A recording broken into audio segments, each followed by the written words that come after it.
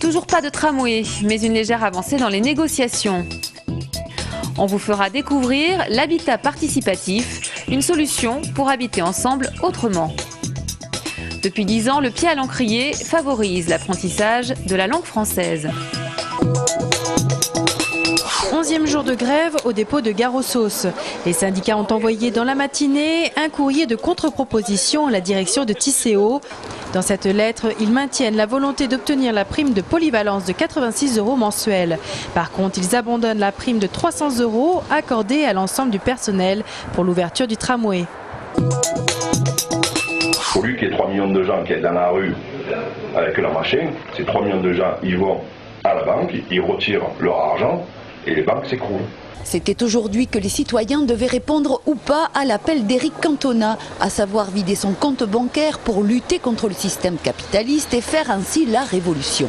38 000 internautes sur le réseau Facebook s'étaient dit prêts à suivre cet appel. En pratique, il serait quelques dizaines à l'avoir fait. Ce matin, dans les rues toulousaines, l'idée de Canto ne faisait pas l'unanimité. Bien sûr, il n'est pas question de le suivre. Mais il est question de réfléchir à changer un peu le système. Si ça bouge, vous y allez. Ah oui. Ça peut être louable dans le sens où ils montrent du doigt un petit peu ce que font les banquiers, c'est-à-dire d'abord le profit, puis ensuite le service. Mais en réalité, je ne pense pas que ce soit réellement possible. Je ne pense pas ce qui va faire changer le cours de la vie, quoi. Pourquoi ?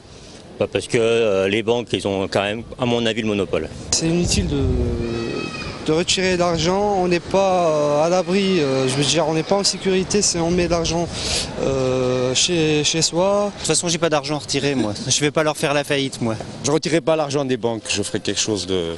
Je crois que c'est carrément une révolution qu'il faut faire chez nous, madame. Vous croyez pas ?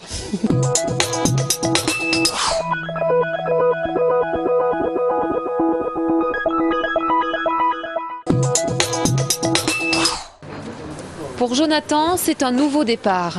Après 6 ans de rue, c'est avec l'aide des enfants de Don Quichotte qu'il emménage aujourd'hui dans ce logement HLM à Colomiers. C'est la clé du bonheur. La clé du bonheur. Ouais. Tu vas bien? Oui, tu vas très bien. Et surtout, tu auras enfin un vrai logement et puis tu pourras surtout habiter avec ton chien.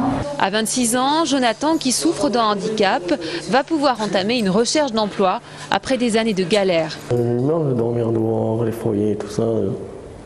Je ne peux pas supporter tout ça. Avant de trouver ce logement, Jonathan est passé par le 60 avenue Camille Pujol, un lieu de transition pour les sans-abri voulu par les Don Quichotte. D'ici 2011, l'ensemble des 9 personnes qui y sont hébergées devraient avoir été relogées. Il manque à Toulouse des petits lieux d'hébergement où les gens ont leur chambre individuelle, qui peuvent être accueillis avec leurs chiens, ils ont leurs clés de chez eux et ça permet une transition pour aller vers du logement vraiment pérenne en HLM. Mais je crois qu'il faut cette étape à Toulouse et ici, nous, on a pu prouver qu'en 8 mois, les gens en se posant peuvent être logés assez rapidement. C'est sur ce constat que les Don Quichotte de Toulouse voudraient aujourd'hui voir leur projet financé par l'État. Un projet baptisé les Enfants du Canal, car pour l'instant, ils sont ici menacés d'expulsion. Habitat groupé du Canal est un projet semblable à celui des années 80. 8 logements mitoyens devraient voir le jour dans les années à venir à Ramonville. L'idée est originale dans la mesure où ce sont les futurs habitants qui s'organisent pour concevoir l'ensemble du projet. Pour différentes raisons aujourd'hui, des personnes s'orientent vers ça, c'est soit parce qu'ils ne souhaitent pas vieillir seuls, soit ils souhaitent construire un immeuble écologique, ils pensent pouvoir accéder à un logement de qualité au moindre coût. L'autopromotion est le principe de ce modèle. Dans les années 80, 15 personnes ont fait l'expérience de concevoir ensemble des logements. 25 ans plus tard, ils occupent toujours les lieux. Ils y trouvent des avantages. Et bien qu'on partage, qu'on n'aurait pas si on avait construit individuellement ou si on était, je dirais, dans un projet de lotissement ordinaire. Donc là, on a une salle collective, on a des espaces dédiés à la promenade, aux enfants qui sont collectifs.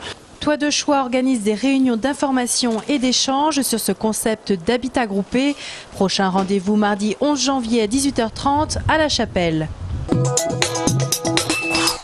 préparons à tous les concours de la fonction publique, qu'ils soient de niveau BEPC, bac ou licence ou au-delà. Ce sont des formations qui sont gratuites, qui sont financées par le conseil régional, qui fonctionnent au rythme d'une journée par semaine, qui sont étalées sur plusieurs mois. Nous avons environ 40 parcours chaque année et nos taux de réussite se situent entre 40 et 60% selon les années. Il y a 2 ans, au concours d'attaché, on a eu 100% de réussite.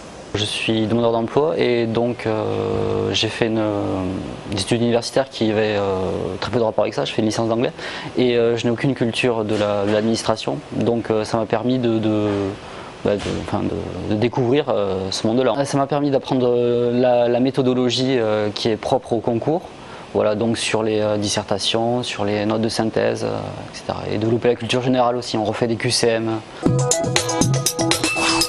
Focus sur les métiers du spectacle et de l'audiovisuel aujourd'hui à la Maison Commune, emploi-formation à la Beige. Laetitia est chanteuse depuis l'âge de 14 ans et elle a préféré abandonner le statut d'intermittent du spectacle. Quand on est obligé de se payer la moitié des cachets, quand on est obligé de déclarer aux impôts de l'argent qu'on n'a pas touché puisque on l'a reversé au GUSO, on peut pas vivre comme ça.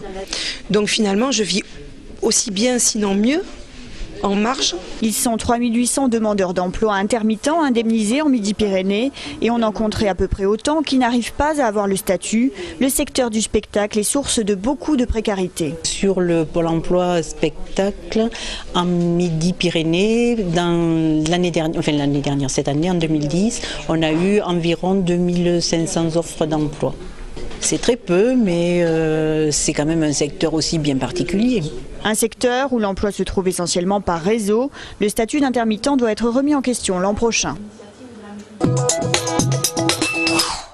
10e anniversaire du Pied à l'Encrier cet après-midi au Théâtre des Mazades. L'ouvrage réunit cette année les textes et poèmes de 640 personnes actuellement en apprentissage de la langue française. Certaines d'entre elles sont venues donner vie à leurs écrits cet après-midi. Je suis une étrangère que vient visiter Paris. Et oui, peut-être que c'est le mot, mais moi je suis heureuse, je suis contente d'arriver à m'exprimer. La Garonne est un fleuve vraiment féminin. Quand elle commence son voyage, elle est comme une fillette. Cette action vise en premier lieu à raccrocher les gens qui sont loin de la lecture et de l'écriture, de se raccrocher par un moyen à notre société. Pour les 10 ans de l'ouvrage, 10 auteurs de la région comme Majid Cherfi et Didier Goupil ont pris part au projet en offrant un texte chacun et en venant partager leur expérience de l'écriture avec les participants aux ateliers. Les décors du ballet Alice au Pays des Merveilles se construisent dans les ateliers du Théâtre du Capitole situé à Amouroux. Le spectacle pour enfants, une création mondiale de Michel Ranne, se jouera à la Halle aux Grains fin décembre.